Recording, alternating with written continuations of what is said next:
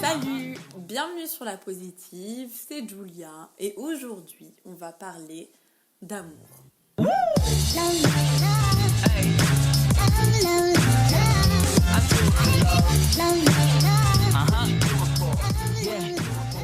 Alors aujourd'hui j'aimerais vous parler d'amour. Parce que je me suis rendu compte à travers les livres que j'ai lus et à travers mes expériences que c'était l'une des choses en fait les plus importantes de la vie et que ça paraît si bête et si simple qu'en fait on y passe à côté. On se demande jamais comment aimer, on se demande jamais qui aimer, on se demande jamais où aimer ou je ne sais quoi. L'amour en fait semble si inné qu'on pense pas avoir besoin d'apprendre à aimer ou juste à réfléchir dessus, tout simplement. Et moi, ça m'est venu un jour où je me suis dit, en fait, comment être heureux ou heureuse si l'on n'aime pas déjà nous-mêmes, si on n'aime pas la vie, si on n'aime pas les gens autour de nous. Et je me suis dit, c'est super, ça serait super difficile. Et ensuite, j'ai eu, il y a 2 jours à peu près, un appel téléphonique avec une personne super intéressante, avec qui on a beaucoup parlé de plein de sujets, et qui m'a beaucoup parlé d'amour, et de comment en fait ça faisait partie de manière permanente de sa vie, que c'était pour lui en fait une philosophie et un mode de vie. Et il m'a montré à quel point c'est juste en nous, de manière si simple, de manière si abondante et de manière si libératrice. Donc à travers ce podcast, je voudrais vous partager, selon moi, quels sont les différents visages de l'amour et ce qu'ils peuvent apporter au quotidien.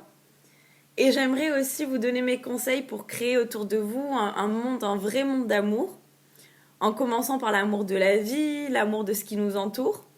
Comme le dit Frédéric Lenoir dans L'âme du monde, un sourire, une fleur qui éclot, un nuage dans le ciel, le regard d'un inconnu croisé dans la rue. Mais aussi l'amour de soi, l'amour de l'autre, l'amour des amis, de la famille, des amoureux, amoureuses, des amants, des maîtresses, l'amour de qui vous voulez. Et pendant ce podcast, je voulais vous prévenir que j'allais faire des petites citations de mes 2 auteurs préférés, Frédéric Lenoir et Laurent Gounel, parce qu'ils parlent si poétiquement de l'amour et si bien de l'amour que tout ce que je peux faire, c'est de les citer pour en parler à mon tour. Déjà, je sais pas vous, mais j'ai l'impression qu'on relie souvent l'amour au sentiment amoureux. Alors qu'en fait, l'amour est partout, il est dans nos mots, il est dans nos gestes, il est dans nos attentions, notre regard. Et surtout, voilà, il n'est pas privatisé par Cupidon ou les couples qui s'embrassent dans la rue devant tout le monde, mais il est disponible pour toute chose, pour la vie, pour la nature, pour tout événement, pour toute situation. Vous savez, cet amour qui transforme et rend tout autour de vous beau, tout autour de vous positif, l'amour qui met lui-même les paillettes dans votre vie. Et cet amour même qui sème derrière lui des comportements et des émotions positives, nous incitant à se tourner vers soi, déjà, de manière positive, et par la suite vers les autres. Et ce que je trouve beau dans l'amour, c'est que c'est vraiment un échange, soit avec les autres, soit avec la vie. Lorsqu'on aime, on nous rend souvent, et je trouve que la vie aussi nous rend souvent. Et par cela, l'amour permet d'être toujours dans la gratitude et de pratiquer la joie au quotidien. Pour moi, vraiment, l'amour, c'est le plus grand outil du lâcher-prise, du moment présent, parce que lorsqu'on aime, lorsqu'on pratique l'amour, on est toujours dans le moment présent. On éteint toujours notre ego et notre petite voix intérieure qui nous souffle des petites insécurités, des petits doutes. Et je pense que ça fait vraiment du bien. C'est vraiment libérateur d'aimer. On se sent libre de vivre. On cherche plus à overthinker sur les choses. On accepte juste la vie en choisissant de l'aimer de manière inconditionnelle. Donc l'amour permet vraiment aussi de se libérer de son ego et de soi. Toutes les petites choses négatives s'en vont, on ne cherche plus à se comparer, on ne cherche plus à exister plus que les autres. Et j'ai un petit conseil à propos de ça. Par exemple, lorsque quelqu'un vous fait souffrir, essayez de lui pardonner et essayez de lui souhaiter vraiment du bien et que dans le futur, il arrive à trouver une voie positive qui arrive à résoudre ces problèmes qui lui ont fait se comporter de cette manière. Et je vous promets que vous vous sentirez si libre, plein d'amour et vraiment apaisé. Alors au début, c'est difficile, je suis d'accord. On a de la fierté, on a notre ego qui est pas trop d'accord. Mais c'est vraiment important d'envoyer de l'amour et des pensées positives. Après, je vous dis pas du tout de continuer à fréquenter une personne toxique ou mal intentionnée. Ça, évidemment que non. Mais je parle vraiment de leur vouloir du bien malgré tout. Et Laurent Gounel, dans son livre Et tu trouveras le trésor qui est en toi, dit: aimer, c'est déjà s'aimer soi-même pour ne pas être blessé par l'ego des autres. C'est aimer l'autre malgré le fait que certains nous ont blessés. Et bien sûr, le plus important, je pense, c'est que tout cela passe vraiment à travers l'amour de soi. Pratiquer l'amour au quotidien, c'est le pratiquer envers soi avant tout. Et je pense aussi qu'il faut se connaître pour aimer et pour s'aimer librement, de manière vraie et non conditionnée. Et je pense aussi que c'est dur de s'ouvrir à quelqu'un et s'ouvrir à la vie si on a du mal déjà à s'ouvrir à soi-même. Donc, je peux que vous conseiller de vous aimer. Et vous aimer, c'est de ne pas accepter que l'on vous fasse du mal, par exemple. C'est de sortir de relations amicales ou amoureuses toxiques. C'est de s'entourer de personnes positives qui nous ressemblent. C'est se connaître, c'est s'accepter, se respecter. Prendre du temps pour soi, se dire des choses positives. Par exemple, vous vous levez le matin, vous vous regardez dans le miroir, vous vous faites un grand sourire et vous vous complimentez. Et bien sûr, vous parlez comme si vous étiez votre meilleur ami. Et ce que je trouve beau aussi dans l'amour, c'est que selon moi, il prend 1000 formes. Qu'il est différent, mais qui peut être tout aussi beau et tout aussi fort. Et c'est marrant parce que des fois, je pense à mes amis et je me dis, je les aime tous très fort, mais je ressens pas du tout le même amour pour chacun d'eux. Je ressens juste un lien qui est fort avec une émotion différente. Et c'est pas parce que je les aime différemment que j'en aime certains plus que d'autres. Je les aime tous de la même manière, mais d'une manière différente. Et parfois, quand j'ai des amis qui se séparent de leurs copains ou copines, ils me disent: est-ce que tu crois que j'aimerais autant un prochain copain ou une prochaine copine? Et je leur réponds toujours que ça sera un amour différent, mais ça sera un amour qui est tout aussi beau. Et comme le dit Frédéric Lenoir dans L'âne du monde, l'amour prend 1000 formes, mais à travers tous ses visages, l'amour fait toujours entendre la même musique du lien et du don. Alors maintenant, j'aimerais bien parler de l'amour romantique, l'amour de couple. Même si je ferai un podcast dédié sur les relations amoureuses, parce qu'il y a plein de choses intéressantes à dire dessus. Donc l'amour de couple, selon moi, c'est l'amour qui peut être le plus trompeur. Parce que il y a, j'ai l'impression, le petit piège de l'amour-passion. Parce que la passion, bien sûr, fait partie de l'amour, mais c'est surtout animé par le désir. Et je pense que c'est un peu la même chose que lorsque l'on tombe amoureux. C'est un amour qui est un peu animé par nos hormones et qui est donc différent de l'amour. Moi, je sais, par exemple, que je sépare le fait d'être amoureux et le fait d'aimer. Pour moi, tomber amoureux appartient un peu au début, vous savez, quand on pense toujours à l'autre, quand on n'a plus trop faim. Alors que lorsqu'on aime, c'est vraiment une forme profonde et une forme grande de l'amour de couple. Après, il y a l'attachement aussi, qui est une autre forme d'amour qui relie les êtres, mais pas que dans les romances, dans les amitiés aussi.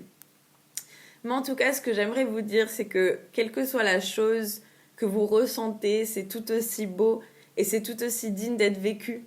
Tant que vos sentiments et les sentiments d'en face sont positifs et sincères et que vous êtes heureux, ne vous posez pas trop de questions, juste vivez et aimez. J'ai l'impression qu'on a tendance à un peu compliquer l'amour des relations de couple parce que la société, elle nous explique un peu comment il faut aimer. Et c'est totalement faux, chacun est différent, chacun aime à sa manière, et du coup chaque relation est différente avec un amour différent. Par exemple, lorsqu'il n'y a plus de passion, ça ne signifie pas qu'il n'y a plus d'amour. Il y a évidemment différentes formes d'amour. Et ensuite, j'aimerais aussi ajouter le fait qu'on a tendance à aimer l'autre et à le montrer en étant jaloux, en étant possessif, en privant parfois la liberté de l'autre. Mais ça, c'est pas la faute de la personne, mais je pense que c'est la faute un peu des codes de notre société et encore une fois de notre ego qui prime. Donc pour moi, lorsqu'on aime, on a 1000 façons positives de le montrer, on a 1000 façons positives de faire grandir l'autre dans la liberté déjà, je pense, de sa personne. Donc maintenant, j'aimerais bien vous conseiller des petites choses toutes simples pour aimer au quotidien et essayer de dépasser un peu tous les trucs pas cool de l'ego. Donc déjà, première chose que j'aimerais vous dire, c'est aimer. Aimer ce qui est autour de vous, aimer votre environnement, aimer les autres, aimer de manière à ce que si l'on ne vous donne pas, c'est pas grave parce que l'amour que vous avez en vous est déjà suffisant. Aimer au point qu'il n'y ait plus de question d'ego entre personnes, mais juste un lien entre vous et tout, qui vous fasse vous sentir grand et qui vous fasse vous sentir heureux. Et l'amour, c'est vraiment un lien avec les autres, un lien avec la vie. Certaines choses peuvent vous faire souffrir, mais décidez d'envoyer toujours de l'amour en retour, car vous vous sentirez vraiment libre. Ensuite, mon deuxième conseil serait de cultiver des émotions et des sentiments positifs au lieu de leur contraire. Par exemple, la gentillesse au lieu de l'arrogance, la compassion au lieu de l'indifférence, la tolérance au lieu du jugement, la douceur au lieu de la colère. Par exemple, je sais que lorsque quelqu'un s'énerve devant moi, je réagis toujours avec beaucoup de calme et beaucoup de douceur et je vous promets que les gens en face de vous, ils se calment la plupart du temps et ils répondent vraiment de manière positive. Et dans les relations de couple, par exemple, vous pouvez communiquer au lieu de supposer. Et d'ailleurs, Frédéric Lenoir, dans L'âme du monde, dit « Pardonnez plutôt qu'à vous venger, consolez plutôt qu'à être consolé, partagez plutôt qu'accumuler, donner plutôt qu'à recevoir et comprendre plutôt que juger. » Et enfin, mon dernier conseil serait de faire des actes, dire des mots, partager des choses qui enverront de l'amour autour de vous. Dites aux gens que vous aimez que vous les aimez. Demandez-leur comment ils vont. Intéressez-vous à eux. Et d'ailleurs, écoutez le podcast de Tiara sur cultiver la bienveillance qui explique un peu cet amour pur que vous pouvez avoir pour l'autre.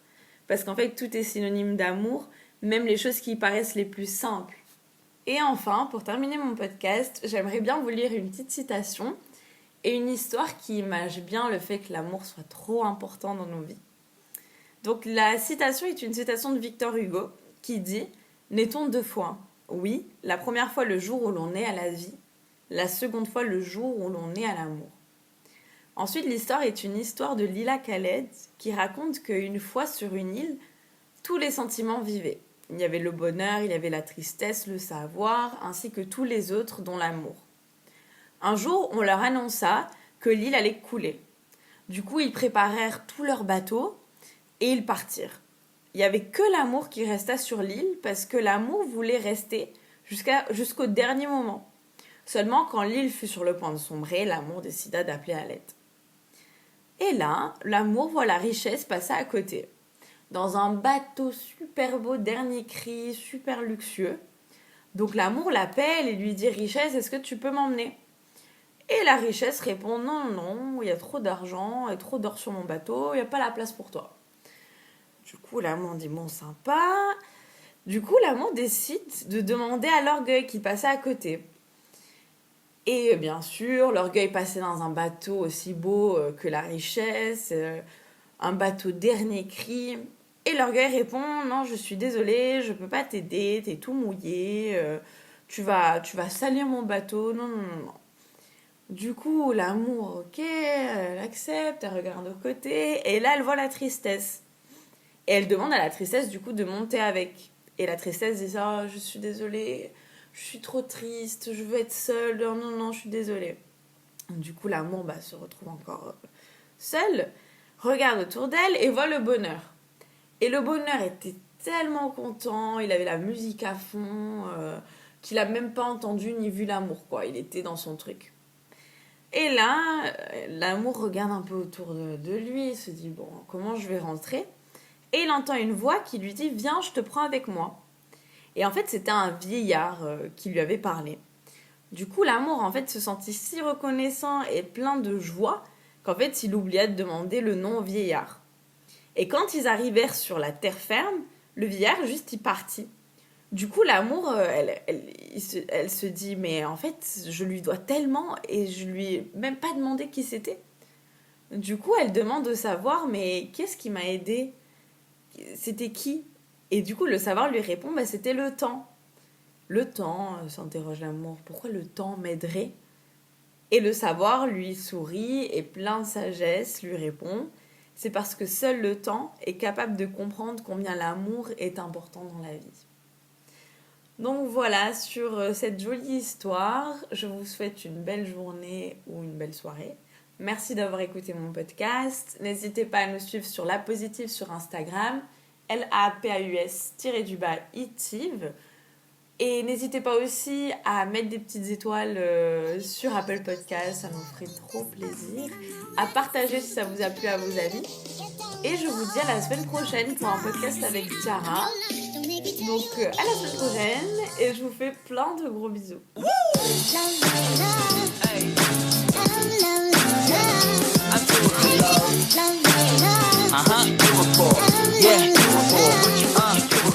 I do it for the love, yes I do. So you don't care about the money.